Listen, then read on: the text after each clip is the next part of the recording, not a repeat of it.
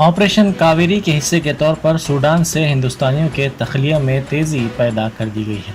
Sudan से 135 हिंदुस्तानी बाशिंदों को खुसूसी तैयारी के जरिए जिद्दा लाया गया है।